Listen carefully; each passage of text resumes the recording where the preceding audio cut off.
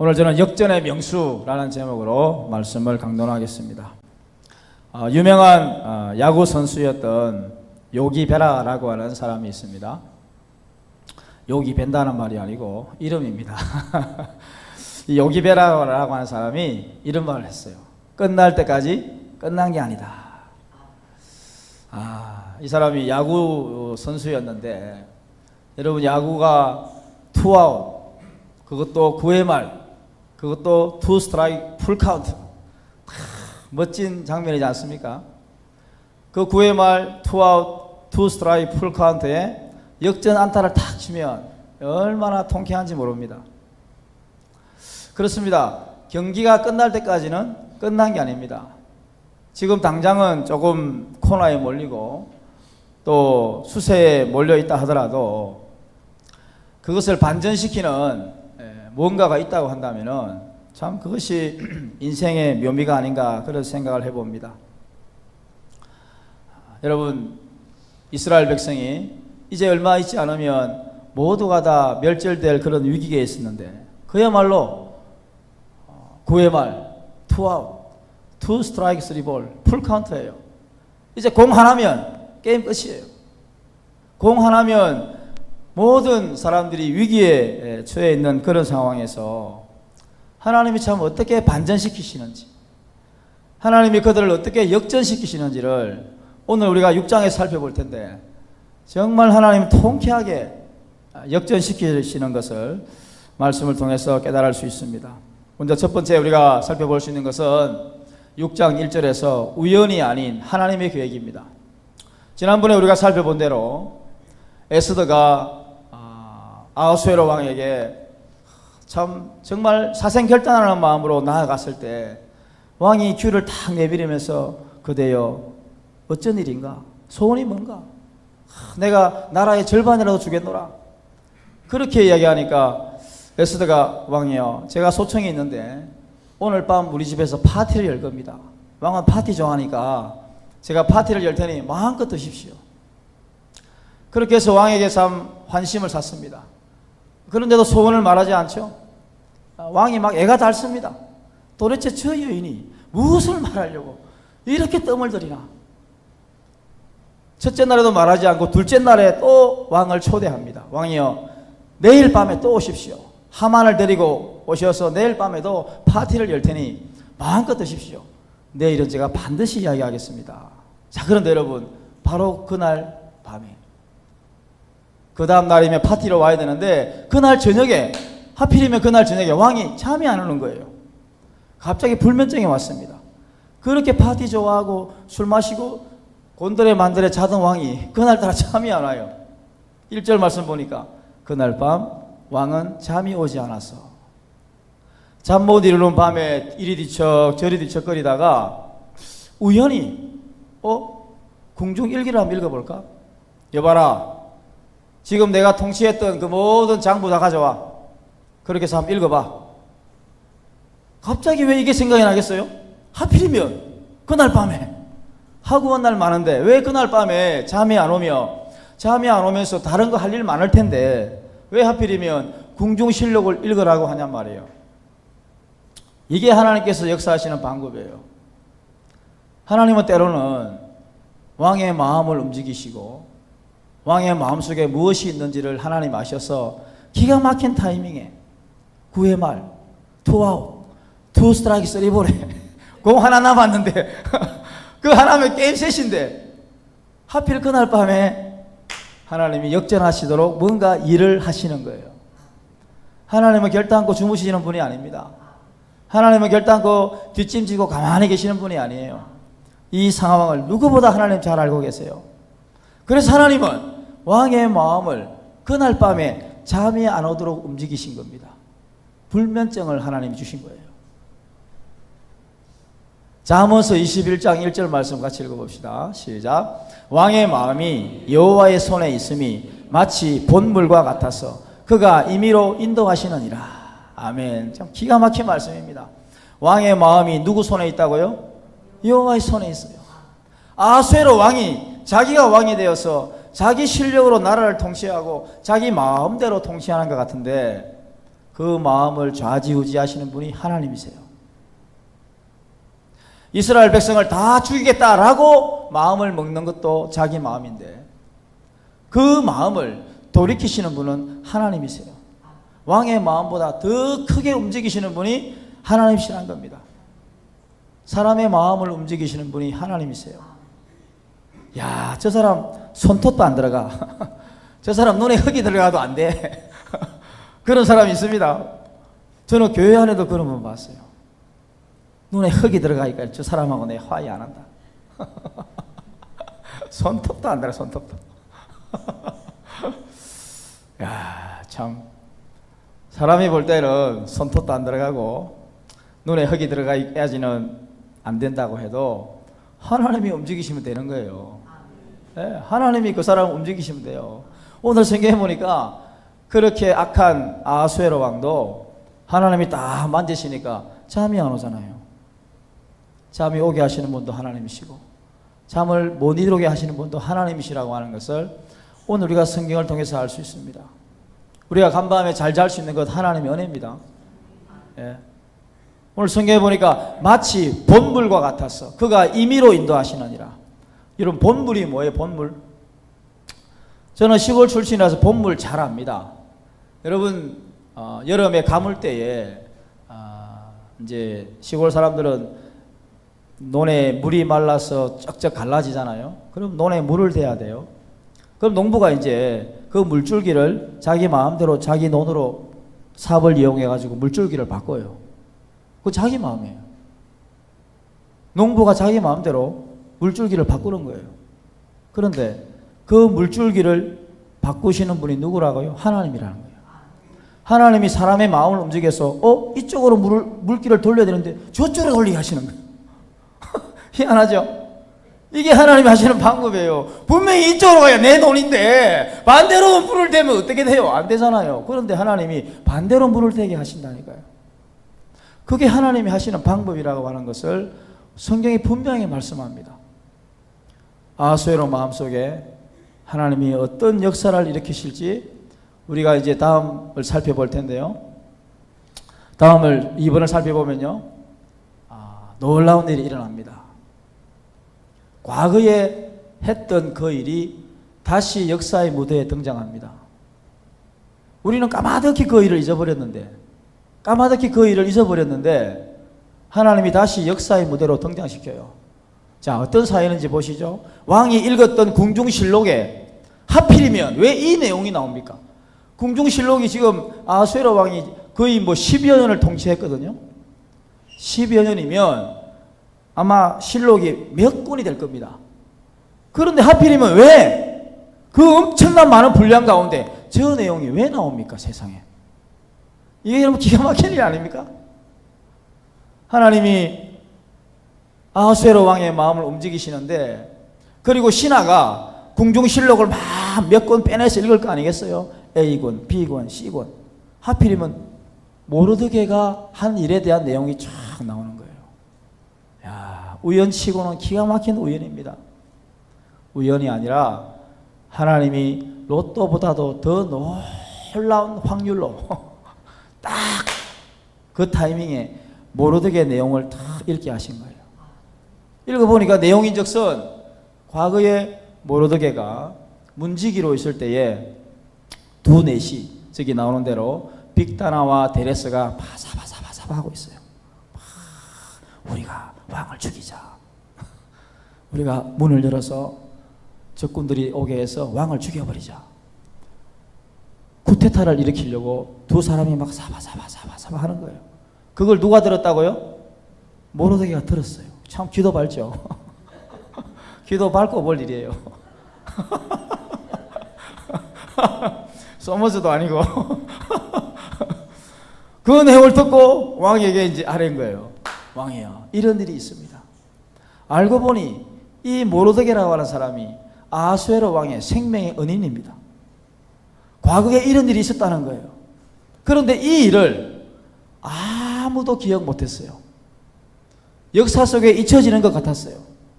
모르드게도 잊어버렸고 왕도 잊어버렸고 모든 사람이 다 잊었어요. 그런데 하나님이 그 과거의 일을 다시 역사 속으로 덜추어내요. 왕이 잠이 안 오게 해서. 하필이면 그 내용을 읽게 하세요. 그러고 난 다음에 3절에 보니까 이런 내용이 나옵니다. 왕이 물었어요. 여봐라, 도대체 내 생명의 은인 이 사람에게 어떤 대우를 했느냐, 어떤 상을 내렸느냐. 이제 왔어, 느닷없이. 그때는 안 하고 있다가, 그때 안 한 게 은혜예요. 그때 상을 다 줬으면 이런 일이 일어났겠어요? 상도 늦게 받아야 되는가 봅니다. 어떤 상을 내렸느냐? 신하들이 말합니다. 왕이요, 아무것도 안 했습니다. 아무 상도 안 내렸습니다. 입 싹 닦았습니다. 맛있게 드시고 입 싹 닦고 아무 일도 없었던 것처럼 아무 상도 안 내렸습니다.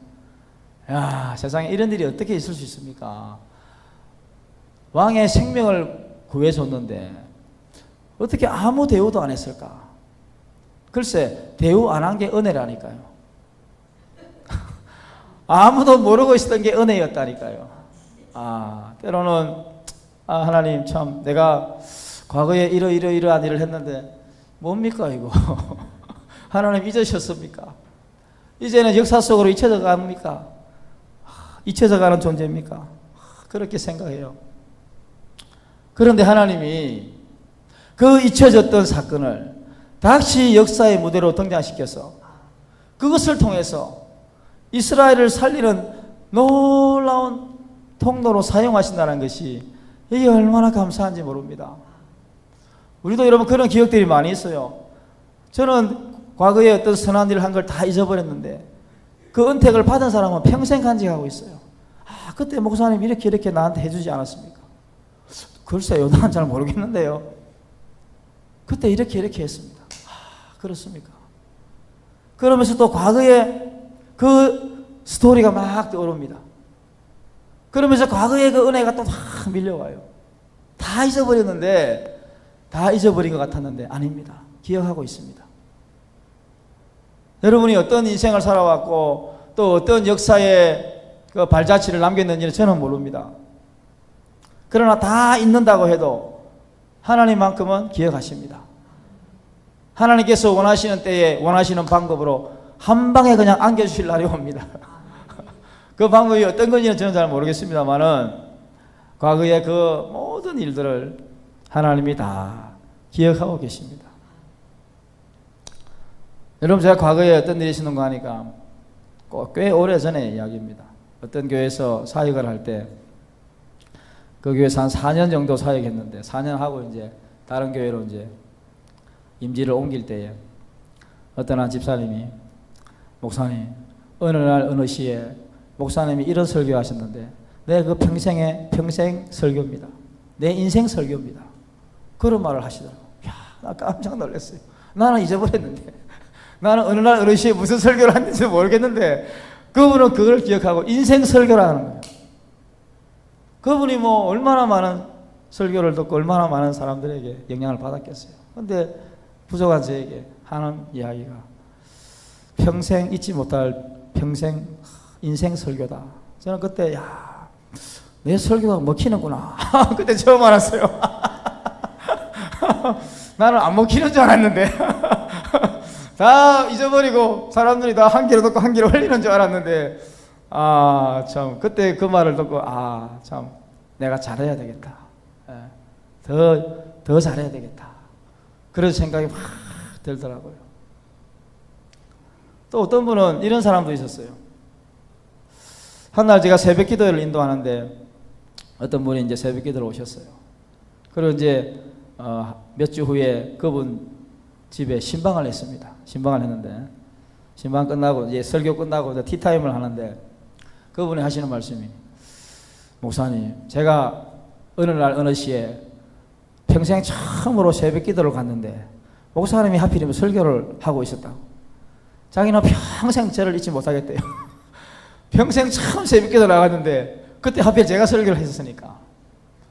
좀 규모가 있는 교회는 부목사들이 여러 있지 않습니까? 하필이면 제가 그 시간에 설교를 한 거예요. 그분은 평생 저를 잊지 못하는 거죠. 그렇습니다. 우리는 역사의 어떤 무대에서 무엇을 했는지, 어떤 삶을 살았는지, 어떤 대화를 했는지 까맣게 잊어버려요. 그런데 세월이 지나서 누군가에 의해서 또 어떤 사건으로 인해서 그게 다시 역사의 무대로 등장하는 거예요. 그러니까 우리 인생을, 우리의 삶을 허투루 살면 안 되는 겁니다. 우리 인생을 대충 살면 안 되는 거예요. 왜냐하면 그 역사가, 그 인생 스토리가 또 앞으로 나에게 어떻게 해서 되돌아올지 모르기 때문에. 이것이 참 오늘 우리 인생에 얼마나 귀한 일인지 모릅니다. 모르드게가 수년 전에 한 행동들 다 잊어버린 것 같았는데 하나님은 이때를 위해서 아무 보상도 없게 하시고, 이때를 위해서 왕이 하필이면 그 시간에 잠이 안 오도록 하시고, 하필이면 그 내용을 읽게 하셨다는 거예요. 하나님이 그런 방법으로 일을 하시는 겁니다. 그러니까 지금 당장 무슨 보상이 없다고 해서 우리가 뭐 실망하거나 낙심할 필요가 전혀 없어요. 하나님은 때에 따라 하나님이 원하시는 방법으로 일을 하시기 때문에 그렇습니다. 우리 성경 말씀 한번 읽어봅시다. 시작. 우리가 선을 행하되 낙심하지 말지니 포기하지 아니하면 때가 이름에 거두리라. 할렐루야. 정말 기가 막힌 말씀이죠. 오늘 이 내용하고 얼마나 절묘하게 맞는 말씀이에요. 우리가 선을 행하되 낙심하지 말아라. 당장 그 순간에 어떤 보상이 없고 어떤 대단한 상이 없다 하더라도 낙심하지 아니하면 때가 이름에 하나님의 때에 하나님의 방법으로 거두게 하시는 거예요. 그것이 하나님이 하시는 방법이에요. 이 방법이 오늘 우리가 모르드게를 통해서 다시 한번 생각하게 됩니다. 정말 하나님은 그러한 방법을 통해서 일을 하시는 거예요. 우리 세 번째 한번 우리가 살펴보도록 하겠습니다. 이제 통쾌한 역전성이 등장하는데요. 자, 이제 왕이 어떤 보상을 했느냐? 아무도 보상하지 않았다. 그래서 또 왕이 막 노발대발하면서 밖에 누가 있느냐? 누가 있었어요? 하필이면 그때 밖에 누가 있었어요? 성경 구절 한번 떼어주세요. 밖에 하만이 있는 거예요. 아니, 하만이 그 밤에 뭐하러 왔겠어요 거기에? 희한하죠. 지금 이 내용들이요, 서로 막 입을 맞추고 미리 내가 올 테니 너 와라 이렇게 맞춘 거 아닙니다. 서로가 서로에게 전혀 맞춘 바가 없어요. 그런데 마치 준비했다는 듯이 기가 막히게 딱 들어맞죠. 야, 하나님이 어떻게 이렇게 일을 하실까요? 그렇습니다. 하나님이 하시는 일은 마치 퍼즐 조각 맞추듯이 하나하나 이렇게 착착착착 일이 진행되는 것을 보면, 야, 정말 하나님이 하셨다. 그 말밖에는 설명할 수가 없어요. 하나님이 하신 거예요. 하필이면 하만이 딱 그 문 앞에 대령하고 있는 거예요. 왕이여, 하만이 있나이다. 들라하라. 하만이 쫙 하만, 내가 당신에게 질문 하나 하겠는데 이러이러한 일을 한 사람에게 어떤 상을 내려야 되겠냐 물어보니까 하만이 가만 들어보니까 자기거든. 나밖에 상 받을 사람이 없는데 내가 그 상을 받을 것 같은데. 참 착각도 자유입니다. 그죠? 또 그 사람은 지금 생각도 안 하는데 지금 엉뚱하게 지금 자기 세계에 빠져가지고 여러분, 세상에 제일 위험한 사람이 이런 사람이에요. 자기 세계에 빠져가지고 아무도 그렇게 생각 안 하는데 혼자 세계에 빠져서 내가 제일 잘난 것 같고 내가 제일 이쁜 것 같고 전혀 그렇지 않은데 왜 그렇게 인생을 사는지. 하만이 참, 야, 이렇게 하기도 쉽지 않아요. 그죠? 자기 세계에 빠져서 교만해서 세상에 자기밖에 없는 줄 알고 세상 모든 사람이 다 자기만 위하는 줄 알고 세상 모든 것이 다 자기 때문에 있는 줄 알고 왕이 반드시 지금 말하는 사람은 나다. 나한테 상 줄 거야. 그렇게 말을 하니 참 어떻게 되겠어요? 자, 왕이 이제 물어보니까 하만이 이제 자기한테 상을 줄 거니까 자기에게 유리하도록 해석하는 거예요. 그래서 어떻게 말을 합니까? 대궐 이제 왕이 입는 옷과 또 왕이 타는 말, 왕관을 씌우시고 그렇게 막 길거리에 나가서 자랑하게 하십시오. 그렇게 하만이 왕에게 보고합니다. 그러니까 왕이 하는 말이, 너 지금 당장 나가서 밖에 있는 모르드게에게 네가 한 말 그대로, 더도 말고 덜도 말고 네가 한 말 그대로 해. 뻥 쪘습니다. 에? 나 아닙니까? 참 착각도 자유죠, 그죠? 아, 진짜 이런 사람이 있어요. 자기 세계에 빠져서 참 골치 아픕니다, 이런 사람 만나면. 하만이 바로 참 그러한 모습 속에서 살아가니 이게 뭐가 되겠습니까? 저는 참 하만이 너무 답답합니다. 왜냐하면 국무총리잖아요. 자기 위에 왕밖에 없어요. 모두가 다 자기 밑에 있어요. 그러면 세상 권력 쥐고 마음대로 할 수 있는데, 아니 모르드게가 좀 마음에 안 든다고 해서 그냥 내버려 두면 돼요. 그 사람 자기 할 일 하면 될 텐데 굳이 그 사람 죽이려고 하다가 내가 죽잖아요. 아니 굳이 왜 모르드게를 그렇게 못 잡아먹어서 안달입니까? 그냥 내버려 둬요. 그냥 우리가 영리는 건들면 안 되는 거예요. 영리는 건들면 안 돼요. 그냥 놔둬. 그냥 생긴 대로. 왜 굳이 그 사람을 못 잡아 죽어서 안달이냐고요. 오늘날 이런 사람들이 있습니다. 세상 모든 게 다 자기 건데 하나 마음에 안 든다고 그 못해서 막 죽자고 살자고 덤벼들어요. 그러다가 결국 자기가 죽어요. 자, 다음 우리 성경 구절 한번 띄워볼까요? 앞에 하나 더, 예, 읽어봅시다. 시작. 교만은 패망의 선봉이요 거만한 마음은 넘어짐의 앞잠이니라. 결국 하만이 망한 이유는 교만했기 때문입니다. 자기 외에 누가 있겠는가? 왕이 나 외에 상줄 사람이 누가 있겠는가? 너 말고도 많이 있습니다. 당신 말고도 많이 있어요. 우리는 그런 착각에 빠지면 안 됩니다. 하나님이 나 말고 누구에게 일을 시켰는가? 아니에요. 저 말고도 많아요. 저 말고도 목사는 많고요. 저 말고도 훌륭한 사람 많아요. 정말 그렇습니다. 저 말고도요, 실력이 있고 영성이 있고 다 갖춘 목회자들 많아요. 정말 그렇습니다. 근데 왜 하필 나를 씁니까? 참 이게 아이러니한 일입니다. 하나님은 어떤 경우라도 교만한 사람을 물리칩니다. 하만이 망한 이유는 누구 때문에 망한 게 아니고 자기 때문에 망한 겁니다. 모르드게를 그냥 내버려 뒀어야 됩니다. 그거 자기에게 굴복하지 않는다고 그거 굴복시키려다가 결국 자기 인생 망치는 거예요. 다음 성경 구절 한번 읽어볼까요? 시작. 정직한 자를 악한 길로 유인하는 자는 스스로 자기 함정에 빠져도 성실한 자는 복을 받느니라. 야, 이거 정말 기가 막힌 말씀이에요. 정직한 자를 악한 길로 유인하는 자, 모르드게와 같이 성실하게 사는 사람을 억압하고 함정에 빠져서 유인하는 그런 사람은 자신이 함정에 빠진다는 거예요. 자기가 놓은 덫에 자기가 걸린 겁니다. 자기가 놓은 덫에 자기가 빠진 거예요. 그 누구를 나무라겠어요? 이게 참 오늘 우리가 인생을 살다 보면 이런 일들이 있습니다. 어떤 경우라도 하나님 말씀 앞에서 신실하고 착한 사람 건들면 안 돼요. 그 사람 그냥 잘 사도록 내버려 둬야 되지, 괜히 딴 생각 품었다가 자기가 그 함정에 빠지게 된다는 것입니다. 하만이 바로 이러한 이유 때문에 자기 무덤을 자기가 판 거예요. 결국 자신이 죽이려고 했던 그 일이 오히려 자신이 죽는 그 상처로, 아픔으로 남게 되었다고 하는 것입니다. 하나님께서 하시는 이 방법이 정말로 위대합니다.